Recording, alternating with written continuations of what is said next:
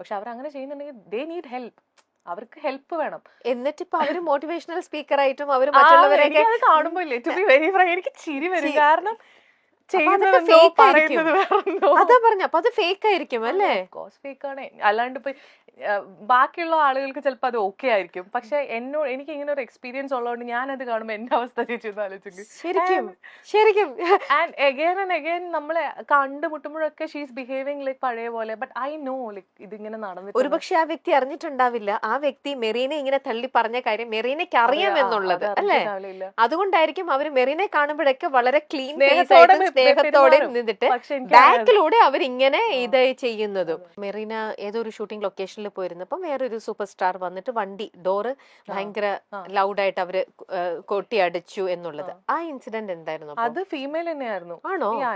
അത് female artist ആയിരുന്നു. Superstar എന്ന് ഞാൻ കൺസിഡർ ചെയ്യാൻ എനിക്ക് അറിയില്ല. I can call her superstar. She just an upcoming star. അപ്പം അതും ഇതേപോലെ വളരെ ഫ്രണ്ട്ലി ആയിട്ട് ബിഹേവ് ചെയ്തുകൊണ്ടിരുന്ന ഒരു വ്യക്തിയാണ്. പക്ഷെ പെട്ടെന്ന് അങ്ങനെ ഒരു ബിഹേവിയർ ഉണ്ടായപ്പോ എനിക്കിതാ പ്രശ്നം, ഇതെന്തിനാ ഇങ്ങനെ ചെയ്യണമെന്നുള്ള സംഭവം ഉണ്ടാവുമല്ലോ.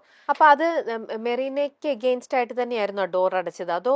ഞാൻ മാത്രമേ വണ്ടിയിൽ ഉണ്ടായിരുന്നു. അതെ അതെ. പക്ഷെ അന്ന് വണ്ടി ഓടിച്ചിരുന്ന ഡ്രൈവർ ചേട്ടന് പോലും അത് സങ്കടമായി. എന്നിട്ട് ആ പുള്ളി പറഞ്ഞു എനിക്ക് ക്ലിയർ ആയിട്ടൊന്നും അറിയില്ല, അപ്പൊ അതൊന്നും പറയാമോ എന്താ ഇൻസിഡന്റ്? ഞങ്ങള് ഒരു മൂവി ഒരുമിച്ച് വർക്ക് ചെയ്തതാണ്. അപ്പം ഒരു 100 മീറ്റേഴ്സ് അപ്പുറത്തേക്ക് ഷൂട്ടുള്ളൂ. വണ്ടിയിൽ പോകേണ്ട ആവശ്യമില്ല, നടന്നു പോകാനുള്ളതേ ഉള്ളൂ സത്യം പറഞ്ഞ്. അപ്പൊ ഞാൻ ആദ്യം മേക്കപ്പ് കഴിഞ്ഞ് റെഡി ആയപ്പം അതിന്റെ തലേ ദിവസം ഇതേപോലെ ഞാൻ ഫ്രണ്ടിൽ ഇരിക്കുന്ന സമയത്ത്, അതായത് ഡ്രൈവറുടെ സൈഡിലെ സീറ്റിൽ ഇരിക്കുന്ന സമയത്ത് ഷീ ഫെൽറ്റ് അപ്സെറ്റ്. അപ്പൊ എനിക്കത് മനസ്സിലായി. ഇപ്പൊ ചില ആളുകൾക്ക് ഉണ്ട് ഇങ്ങനെ അപ്സെറ്റ് ആവുന്ന ഒരു പരിപാടി. ഇതിനു മുമ്പ് എനിക്ക് എക്സ്പീരിയൻസ് ഉണ്ടായിട്ടുണ്ട്, which is from a male. അപ്പം ഈ കാര്യം എന്താ വെച്ചാൽ ഞാനപ്പോ നെക്സ്റ്റ് ഡേ സെക്കൻഡ് ഡേ ഇങ്ങനെ 100 മീറ്റേഴ്സ് ഷൂട്ടുള്ള സ്ഥലത്ത് പോകാൻ വേണ്ടിയിട്ട് ഞാൻ ബാക്കിലിരുന്നു. Let she come and sit in front എന്നുള്ള രീതിയിൽ. അപ്പൊ ഫ്രണ്ടിൽ ആളിരുന്നില്ല. ഞാൻ ഇങ്ങനെ ഫോണിൽ കളിക്കും. അപ്പൊ നമുക്ക് ഒരാൾ ഡോർ തുറക്കുമ്പോൾ അറിയാൻ പറ്റില്ല. അപ്പൊ ആളുടെ കാരവന്റെ ഡോറിന്റെ ഫ്രണ്ടിലാണ് ഞാൻ എന്റെ ഒരു പൊസിഷൻ ഇരിക്കുന്നത്. ഞാൻ ഫോണിൽ കളിക്കുമ്പോൾ ആള് തുറന്ന് എന്നെ കണ്ട ഉടനെ ആള് വാതിലടച്ചു. അപ്പൊ എനിക്ക് മനസ്സിലായി. അപ്പൊ ഞാൻ വെച്ചു ദൈവമേ ഇന്നലെ ഫ്രണ്ടിലിരുന്നായിരുന്നല്ലോ പ്രശ്നം, ഇന്നിപ്പോ എന്താ പ്രശ്നം എന്ന്. അപ്പൊ അസിസ്റ്റന്റ് വന്നിട്ട് പറഞ്ഞു അടുത്ത വണ്ടി വിട്ടോളാൻ. അപ്പൊ കാരവാനിലെ ചേട്ടൻ അപ്സെറ്റ് ആയി, ആൾക്ക് സങ്കടമായി. ആൾ എൻ്റെ അടുത്ത് എന്തൊക്കെയോ പറഞ്ഞു. ആള് പറഞ്ഞു എന്തായാലും ഇങ്ങനെ അങ്ങനെ ഇങ്ങനെ പുള്ളി എന്തൊക്കെയോ പുള്ളിയുടെ ഒരു വിഷമം പോലെ പറഞ്ഞു. അപ്പൊ എന്റെ അസിസ്റ്റന്റ് ഉണ്ടായിരുന്നു. ഞാൻ വണ്ടിയിൽ നിന്ന് ഇറങ്ങി. ഞാൻ പറഞ്ഞു ചേട്ടാ ഇനിയും നമ്മള് കൊണ്ടാക്കി തിരിച്ചു വന്ന് ആളെ പിക്ക് ചെയ്ത് പോകുമ്പോഴേക്കും ലേറ്റ് ആവും. അവിടെ ഒരു വലിയ ഡയറക്ടർ വെയിറ്റ് ചെയ്യുന്നുണ്ട്. അദ്ദേഹത്തിന്റെ വയസ്സും അദ്ദേഹത്തിന്റെ ഒരു കരിയർ ഗ്രാഫും നമ്മൾ മാനിക്കണം. ഞങ്ങൾ നടന്നു പോയിക്കോളാം എന്നുകൊണ്ട് ഞങ്ങൾ നടന്നുപോയി. സാർ അവിടെ ഇരിക്കുകയായിരുന്നു. സാർ ഭയങ്കരമായിട്ട് അപ്സെറ്റ് ആയിട്ട് എന്ത് ചെയ്യായിരുന്നു നിങ്ങൾ ഇത്ര നേരം, അതിന് ഫുൾ ക്രൂ വെയിറ്റ് ചെയ്യുക. ഞാൻ മനസ്സിലായി എനിക്ക് ഇപ്പൊ പ്രത്യേകിച്ച് ഒന്നും പറയാൻ പറ്റില്ല, ഷോട്ട് കഴിഞ്ഞിട്ട് പറയാം. ഇതാണ് എക്സ്പീരിയൻസ് ഉണ്ടായത്, which is from a female, which I fell bad. എനിക്ക് സങ്കടമായി. ബിക്കോസ് സങ്കടം ആസ് എന്തിനാ അങ്ങനെ ചെയ്യണേ. അപ്പൊ അത് നിങ്ങളിപ്പോ ഒരുമിച്ച് ഒരു ഷൂട്ടിംഗ് നടക്കുമ്പോൾ നിങ്ങൾ ഒരുമിച്ച് ഒരു സീൻ വരുമ്പോൾ നിങ്ങളുടെ ആ ഒരു അഭിനയത്തിലോ അല്ലെങ്കിൽ നിങ്ങൾ ഒരുമിച്ചുള്ള സീനിനോ അത് ബാധിക്കും? ഞങ്ങളെ കണ്ട സിസ്റ്റേഴ്സ് ആണെന്ന് തോന്നും, അത്ര സ്നേഹമാണ്. എന്നിട്ട് അവര് ഇതിൽ വരുമ്പോ അവര് വളരെ അത്ര ഫ്രണ്ട്ലി ആയിട്ട് നിൽക്കും. അതെ അതെ അതെ. അതൊരു കഴിവാണെന്ന് എനിക്ക് തോന്നുന്നു. ശരിക്കും അവര് ജീവിതത്തിലും ഇതിലും റീലിലും ഭയങ്കര ബുദ്ധിമുട്ടല്ലേ ചേച്ചി? കൺസിഡറിങ് അവർ അങ്ങനെ ജീവിതത്തിലും സിനിമയിലും അഭിനയിക്കാന്ന് പറയുമ്പോൾ അവർക്ക് ഒരു സ്വിച്ചിങ് ഇല്ലേ, അവർക്ക് റിയാലിറ്റി ആയിട്ട് സ്വിച്ചിങ്. ആ പേഴ്സണാലിറ്റി എത്ര ഫേക്ക് എന്നൊന്ന് മനസ്സിലാക്കിയ പോരെ. അവരെവിടെയാ ജെനുവിൻ ആവാറുള്ളത്? ഞാനിപ്പോ യൂസ് ടു ആയി. കാരണം നമുക്ക് ഇങ്ങനെ ഫേക്ക് ആയിട്ടുള്ള ആൾക്കാരെ കണ്ട് എനിക്ക് ശീലമായി. ഞാൻ പറയാം എക്സ്പീരിയൻസ് ഫീമെയിൽ മെയിൽ എല്ലാം ഉണ്ട് എനിക്ക്. മെയിൽ ആയിട്ടുള്ള ഒരു ആക്ടർ ഇതേപോലെ ഞാനും വേറൊരു ആർട്ടിസ്റ്റും കൂടെ ഇരിക്കുന്ന സമയത്ത് പുള്ളി ഫ്രണ്ടിലിരുന്നു. ഫ്രണ്ടിലുള്ള സീറ്റ് നമ്മൾ ഒഴിച്ചു കൊടുത്തു, ബിക്കോസ് ഈഗോ അടിക്കണ്ടെന്ന് വെച്ചിട്ട്. ആള് വണ്ടി കയറി ഉടനെ എന്നെ കൺട്രോളർ വിളിച്ചിട്ട് നമ്മൾ കേൾക്കെ പറഞ്ഞു എന്നാ പിന്നെ യൂണിറ്റിലെ ആൾക്കാരും കൂടെ കയറ്റായിരുന്നില്ലേ വണ്ടിയിൽ നിന്ന്. ഞങ്ങൾക്കത് സത്യം പറഞ്ഞാൽ ഭയങ്കര, ഞങ്ങൾ വിചാരിച്ചു ഇയാളെന്താ ഇങ്ങനെ സംസാരിക്കണം, യൂണിറ്റിലെ ആൾക്കാരെന്താ മോശമാണോ, ആ ചേട്ടന്മാരും പണിയെടുക്കുന്ന ആൾക്കാരല്ലേ ശരിക്കും. എന്നിട്ട് അവിടുന്ന് തന്നെ പുള്ളി വേറെ കാറിൽ കയറിപ്പോയി. ഇതൊരു 2 ദിവസം റിപ്പീറ്റഡ്ലി പുള്ളി ഇങ്ങനത്തെ സ്വഭാവം കാണിക്കാൻ തുടങ്ങിയപ്പോൾ ഞാൻ എൻ്റെ ഫ്രണ്ട് ആയിട്ടുള്ള ആക്ടർ ഈ സ്വഭാവം കാണിച്ച പുള്ളിയും കൂടെ ഒരു കാറിൽ ഇരിക്കുന്ന സമയത്ത് ഞാൻ നല്ലോണം അടി ഉണ്ടാക്കി. ഞാൻ പറഞ്ഞു എനിക്ക് അഡ്ജസ്റ്റ് ചെയ്യാൻ പറ്റുന്നില്ല, നിങ്ങൾ ആരാന്നാ വിചാരിച്ചത്. ഞാൻ നന്നായി അടി ഉണ്ടാക്കി. അപ്പം കാറിന്റെ ഷോട്ട് പൊയ്ക്കൊണ്ടിരിക്കുക, ഫ്രണ്ടിൽ ക്യാമറ സെറ്റ് ചെയ്തിട്ടുണ്ട്, ഡയറക്ടർ ഇങ്ങനെ കുനിഞ്ഞിരിക്കുന്നുണ്ട്. ഡയറക്ടർ മറീന മിണ്ടല്ലേ എന്ന്. ഞാൻ പറഞ്ഞു സഹിക്കുന്നതിന് ഒരു പരിധിയില്ലേ, ഞാൻ എന്താണെന്ന് വിചാരം കൊണ്ട് ഞാൻ കുറെ പറഞ്ഞു. അപ്പോൾ ആൾക്ക് മനസ്സിലായി. ആള് പറഞ്ഞു താൻ റെഡി ആകുമ്പോൾ സ്റ്റാർട്ട് ചെയ്യാമെന്ന്. ലൈക്ക് ഞാൻ റെഡി ആകുമ്പോൾ നമുക്ക് ഷോട്ട് സ്റ്റാർട്ട് ചെയ്യാമെന്ന്. എനിക്കന്ന് ശരിക്കും ഇൻസൾട്ടഡ് ആയിട്ടേ I felt like I should react. ബാക്കിയുള്ളവർ പേടിച്ചിട്ട് പറയില്ലാന്നേ.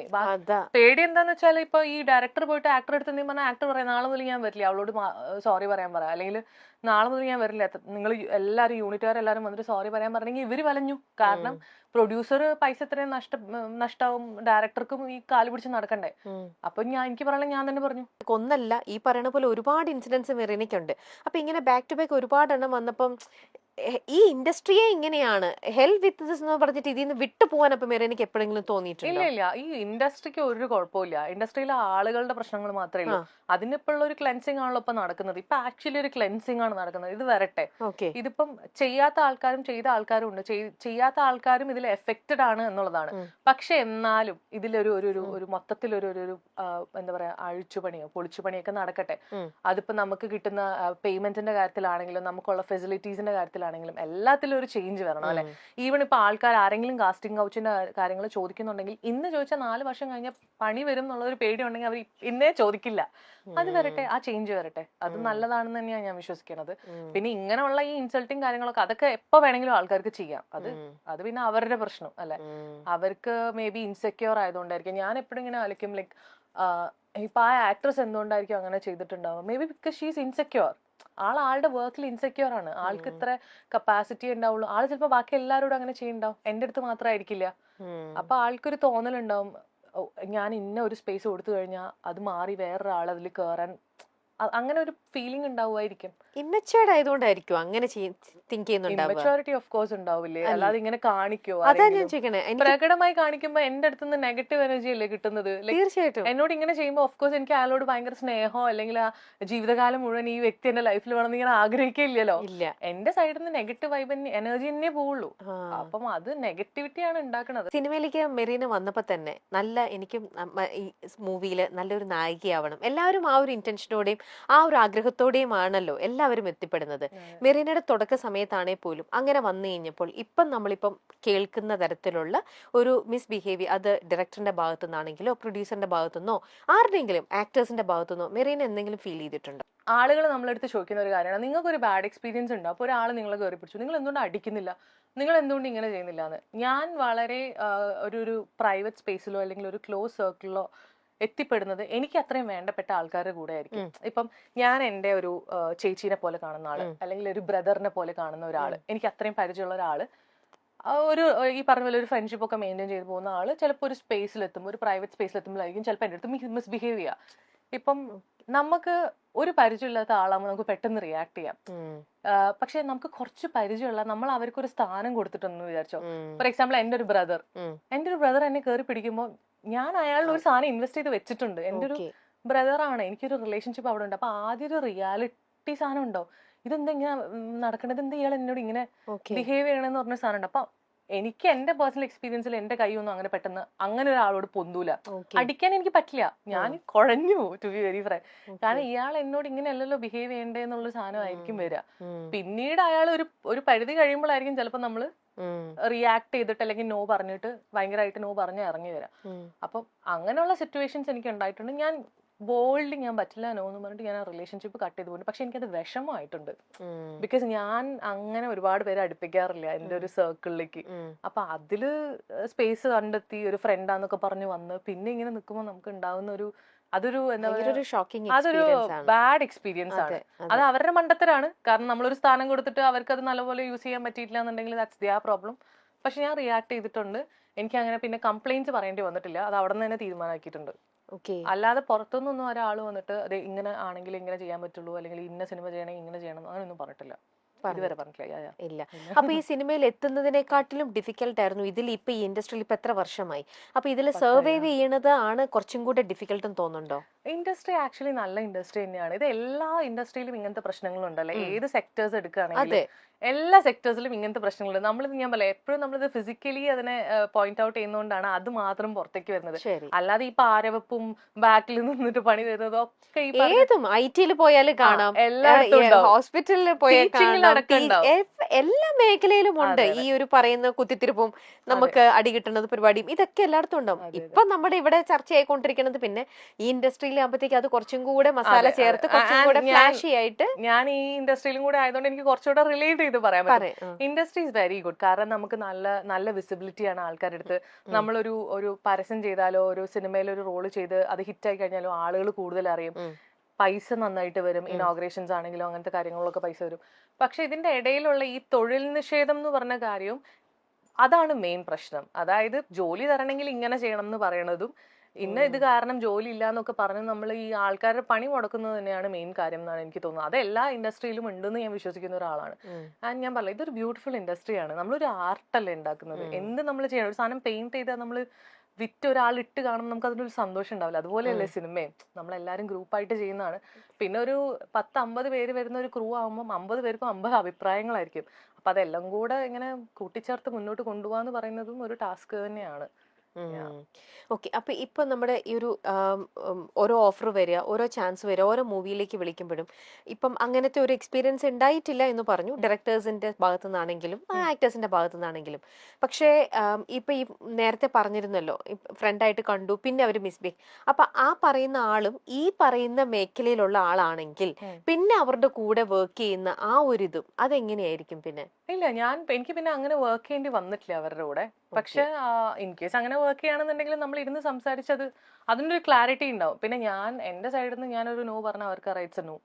അപ്പം ഇപ്പൊ ഞാനിപ്പോ ഒരു വലിയ പടം ചെയ്യാം, അതിൽ ഈ പേഴ്സൺ അതിന്റെ ക്രൂവിന്റെ ഒരു പാർട്ടാണെന്നുണ്ടെങ്കിൽ നമ്മൾ ഈ പറഞ്ഞ പോലെ നമുക്ക് എന്താ പറയുന്നത്, കരിയർ വൈസ് ഉള്ള സംസാരങ്ങൾ ഉണ്ടാവില്ലേ. അത് ഇപ്പൊ അടുത്ത ഷോട്ട് ഇങ്ങനെ, അല്ലെങ്കിൽ ഈ സീൻ നമ്മൾ ഇങ്ങനെ ചെയ്യാൻ പോകുന്നു, അതുണ്ടാവും. അതർ ദാൻ ദാറ്റ് ഒരു ഫ്രണ്ട്ഷിപ്പ് എന്നുള്ള കാര്യം നിങ്ങൾ എന്റെ അടുത്ത് എക്സ്പെക്ട് ചെയ്യരുത്.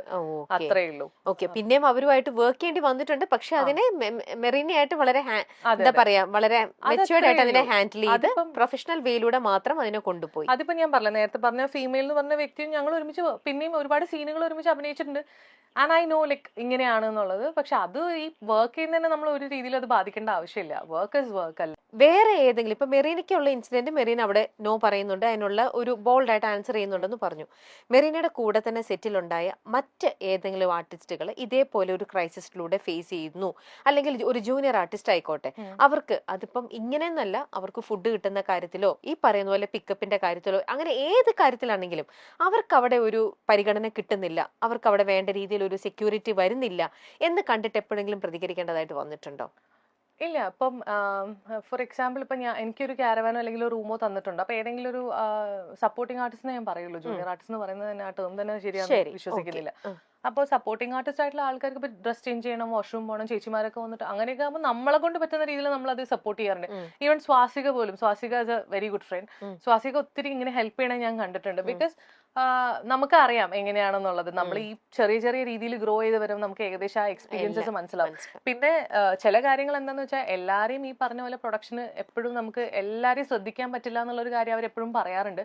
അപ്പൊ കൂടെയുള്ള ആർട്ടിസ്റ്റുകളും ഇതൊക്കെ ഒന്ന് സഹായിച്ചാലും സപ്പോർട്ട് ചെയ്താലും ആണ് ഇങ്ങനത്തെ കാര്യങ്ങൾ മുന്നോട്ട് പോവുക. അല്ലാതെ ഇപ്പം രാവിലെ 6 മണിക്ക് ഷൂട്ട് തുടങ്ങി വൈകിട്ട് 6 മണി വരെ ആ ചേച്ചിക്ക് വാഷ്റൂമിൽ പോകാനുണ്ടെങ്കിൽ അത് ചേച്ചി ഇവിടെ പോകാൻ പറ്റില്ല എന്ന് പറഞ്ഞാൽ ആ ലേഡി കിടന്ന് സ്ട്രഗിൾ ചെയ്യും. നമുക്ക് അറിഞ്ഞൂടെ എന്തോരം പെയിൻ ആണ് അതെന്നുള്ളത്.